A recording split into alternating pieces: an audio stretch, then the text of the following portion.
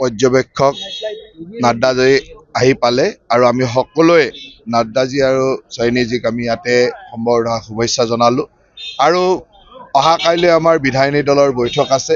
প্ৰথম বিজেপি বিধায়িনী দলৰ বৈঠক, তাৰপিছত NDA বিধায়িনী দলৰ বৈঠক হ'ব আৰু এই বৈঠকতে আমাৰ নেতা নিৰ্বাচন হ'ব আৰু নেতা নিৰ্বাচনৰ পিছতে অহা 12 তাৰিখে আমাৰ নতুন মুখ্যমন্ত্ৰী ডাঙৰীয়াই শপত গ্ৰহণ কৰিব। গতিকে আমাৰ কাৰণে এটা আনন্দৰ দিন, গৌৰৱৰ দিন। অসমৰ ৰাইজে ভাৰতীয় জনতা পাৰ্টীৰ নেতৃত্বাধীন ৰাষ্ট্ৰীয় গণতান্ত্ৰিক মৰ্চাক ইমান বিশাল হাৰত মৰম কৰিছে। গতিকে এই মৰমৰ আচল ফলটো, চৰকাৰখন গঠন কৰাৰ ফলটো আমি অহা 12 তাৰিখলৈকে পাম। সদায় যেতিয়া ৰাইজে বেছি মৰম দিয়ে তেতিয়া আমি অধিক বিনম্ৰ হ'ব লাগে, অধিক ৰাইজৰ কাৰণে কাম কৰিবলৈ দায়বদ্ধ হ'ব লাগে, দায়িত্ব বৃদ্ধি হয়। আৰু সেইকাৰণে মই ভাবোঁ যে এইবাৰৰ মৰমে আমাক বহুত বেছি দায়িত্বশীল কৰিব আৰু দায়িত্ব বঢ়াই দিলে।